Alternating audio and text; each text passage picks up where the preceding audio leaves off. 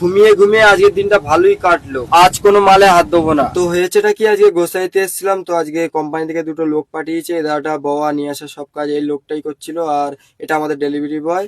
আর আমি তো সারাদিন পুরো রিল্যাক্সে হাওয়া খাচ্ছিলাম। নিমতা রোডে আজকে মাল ছিল বিরাটির ভেতরে, বেশি পয়েন্ট না, অল্পই পয়েন্ট ছিল।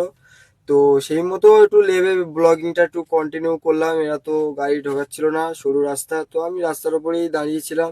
এরাই কাঁধে করে নিয়ে যাওয়া নিয়ে আসা সব। তো এখানে কিছু পার্সেল দেওয়ার পরে আমরা বেরিয়ে পড়লাম নিমতা 25 নম্বর ওয়ার্ডের দিকে।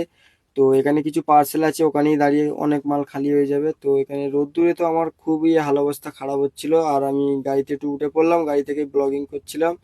তো এরা এখান থেকেই অনেক মাল খালি করে তারপরে আমরা আরেক জায়গায় চলে আসলাম। এখানে এরা কাঁধে করে নিয়ে যাচ্ছিল।